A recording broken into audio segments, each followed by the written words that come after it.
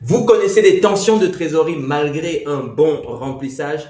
Eh bien, vous n'êtes pas seul dans cette situation. Beaucoup de gestionnaires de microcrèches sont un peu dans cette situation, en particulier dans ce métier qui est essentiellement une activité de charge. Eh bien, on va voir comment est-ce que vous pouvez transformer l'incroyable savoir-faire que vous avez en tant que gestionnaire de microcrèches privées en revenus durables qui vont vous permettre eh bien, de passer un chiffre d'affaires qui est significativement au-dessus de vos charges et donc de cette façon véritablement de profiter. Moi, je dis toujours, les gestionnaires de microcrèches, ce sont ceux qui s'occupent de ce que la société a de plus précieux.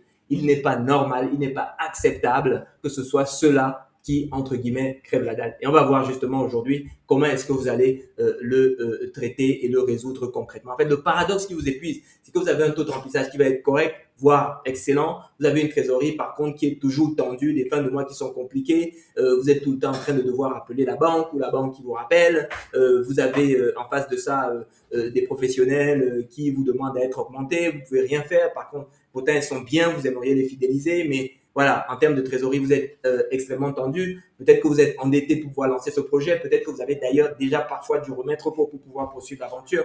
Donc ça, tout ça, c'est des situations où vous avez le sentiment de faire un job, mais de faire le taf, mais l'argent ne suit pas. Alors qu'une fois de plus, voilà, vous vous occupez de ce que les familles ont de plus précieux, ce qui n'est pas normal. Justement, et on dit souvent, oui, les familles n'ont plus de budget, on ne peut pas augmenter le prix, etc., etc.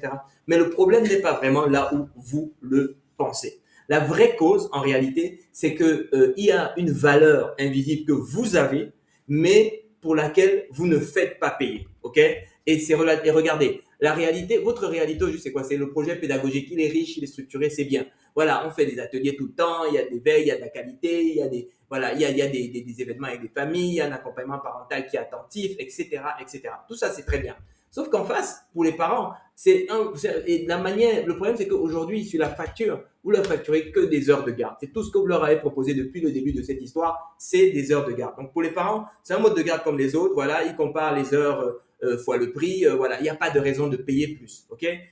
Toute votre expertise sur l'éveil, sur l'accompagnement de la parentalité, tout ça, ça reste invisible et donc c'est sous-facturé, c'est même tout simplement non facturé. Ok? Et donc, la conséquence, c'est que vous êtes très dépendant, un, du remplissage pur, c'est-à-dire que le chiffre d'affaires, c'est des heures de garde uniquement, il y a zéro levier derrière. Vous avez toute la valeur d'éveil qui est offerte gratuitement, voire même qui n'est pas reconnue parce qu'à aucun moment ça n'est nommé, à aucun moment ça n'est structuré, à aucun moment ça n'est formalisé. Donc, vous n'avez pas de revenus que vous pouvez tirer de cette partie-là de votre expertise qui est pourtant valorisée. Et derrière, vous finissez, vous retrouvez avec une trésorerie qui est fragile. Et c'est normal parce qu'il y a une grosse partie de la valeur que vous créez qui est la plus grosse partie. Parce que la partie qui est uniquement de l'accueil, en réalité, c'est une commodité. Ils l'ont chez vous, mais ils peuvent l'avoir aussi chez une asthmate, ils peuvent l'avoir aussi chez une autre micro-crèche, ils peuvent l'avoir aussi dans une crèche municipale, ils peuvent l'avoir partout. Ok, ils peuvent l'avoir chez papy, mamie, ils peuvent l'avoir partout. Mais tout l'éveil, tout le contexte que vous pouvez apporter en tant que micro-crèche, la petite communauté qui va accompagner cet enfant, tout l'accompagnement à la parentalité, tout ça, à aucun moment, ça n'est structuré, à aucun moment, ça n'est valorisé. Donc, vous vous retrouvez dans cette situation de trésorerie fragile. Concrètement, c'est entre 3 à 10 000 euros, parfois plus, de chiffre d'affaires additionnel que vous allez perdre dans votre crèche. OK? Donc, et ça, voilà, regardez, imaginons par exemple que vous mettiez 25 à 35 familles que vous suivez sur une offre spécifique d'éveil, d'accompagnement à la parentalité, vraiment, voilà, que vous formalisez, que vous mettez en œuvre. OK? Vous vous demandez, oui, mais comment je vais formaliser machin? On va en parler tout à l'heure. Mais imaginons, comptez, voilà, entre 25 et 35 familles. OK? Prenons un chiffre, allez, prenons 30 pour faire simple.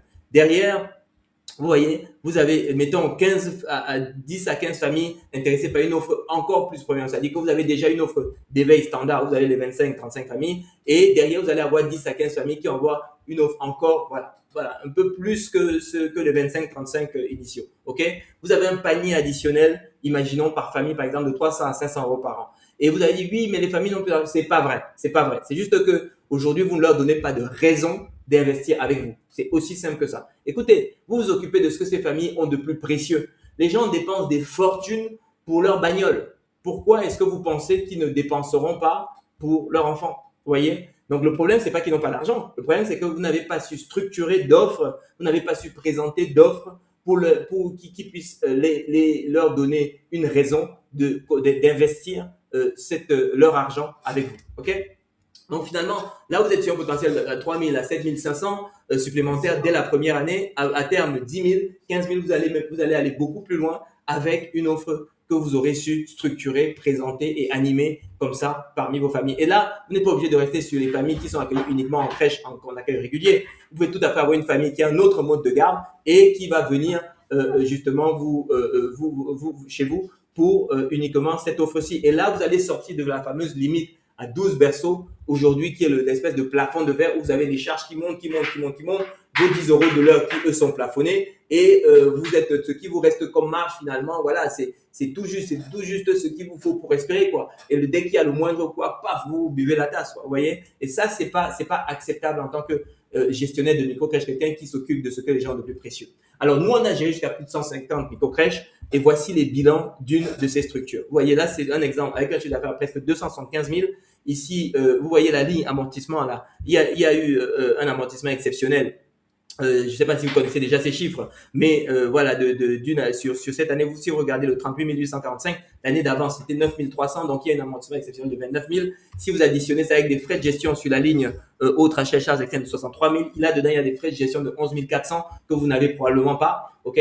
Donc, si vous corrigez de tout ça, en fait, vous additionnez avec le résultat d'exploitation qui est en bas de page de 26 300, vous vous apercevez que vous êtes sur un bénéfice opérationnel de l'ordre de plus de 67 000 euros. Voici un autre exemple, exactement même histoire. Vous avez un chiffre d'affaires presque, vous êtes quasiment à 290 000 euros. Vous corrigez les frais de gestion, vous l'additionnez au résultat d'exploitation comptable, vous êtes sur un résultat opérationnel de l'ordre de 90 000 euros. On est sur une micro-crèche, une année. OK? Vous avez voici un troisième exemple, une autre crèche, plus de 290 000 de chiffre d'affaires. Vous voyez, vous corrigez les charges de gestion ici, c'était 18 000 euros. Vous êtes sur un bénéfice opérationnel de presque 90 000 euros. OK? Donc, ce que je vous dis, tout ce dont je vous parle là, même en termes de problèmes, en termes de solutions, on a été nous-mêmes dedans. OK? Au quotidien, on l'a géré. Et voilà les résultats qu'on a sortis sur certains établissements. Alors, quelle solution pour ce problème de chiffre d'affaires qui plafonne et une marge qui est extrêmement faible?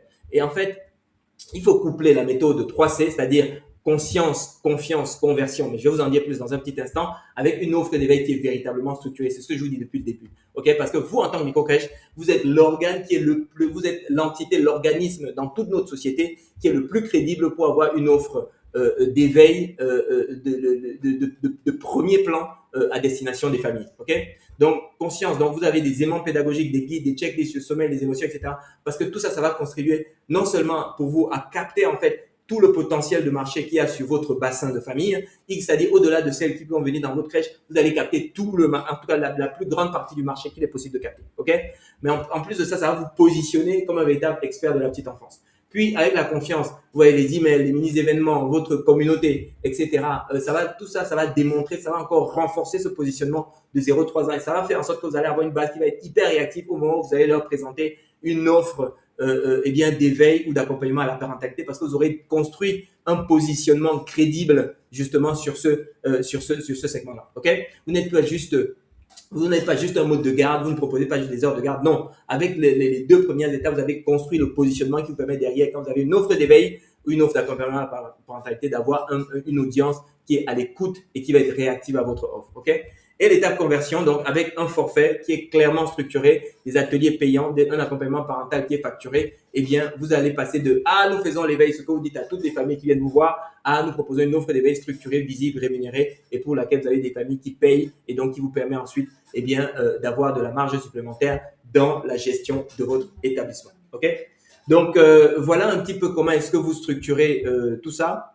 Et une fois que vous l'avez mis en place, eh bien, c'est beaucoup plus facile de pouvoir dépasser le fameux plafond de verre du chiffre d'affaires avec 12 familles à qui vous ne facturez que des heures, et vous êtes en mesure d'arriver eh bien, dans des hauteurs de chiffre d'affaires à chercher, cibler les 300 000 euros de chiffre d'affaires et voilà les 70, 80, 90 000 euros de bénéfices opérationnels par mois, et donc véritablement vivre de votre activité, être sereine au quotidien et arrêter et sortir de cet engrenage de tension permanente de trésorerie, de charge mentale où vous êtes tout le temps tiré dans tous les sens avec les charges qui augmentent, etc. etc.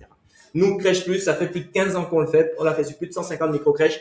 Donc, l'objectif, on a un dispositif global pour aller donc verser 300 000 euros de chiffre d'affaires, un accompagnement de A à Z. Donc, on touche l'offre, on regarde comment ça se passe aujourd'hui sur votre secteur spécifique, votre zone géographique, quelle est la configuration des familles que vous avez, parce que nous, on a eu des établissements, il y avait des établissements en région parisienne, des établissements dans les grosses, dans d'autres, en zone périurbaine, en zone rurale. C'est pas les mêmes stratégies qu'on déploie, c'est pas les mêmes priorités. Donc, n'hésitez pas à cliquer sur le bouton qui va se trouver soit sur cette page, soit dans la description pour demander votre diagnostic personnalisé spécifiquement pour votre établissement. Vous allez repartir avec un plan d'action spécifique que vous pourrez déployer ou que vous pourrez choisir de nous demander de vous accompagner pour le mettre en œuvre. Le diagnostic est gratuit. Vous avez simplement à cliquer, à prendre rendez-vous. Et d'ici là, je vous souhaite très très bon succès dans votre projet. Je vous donne rendez-vous à l'étape suivante et je vous dis ciao, bye bye.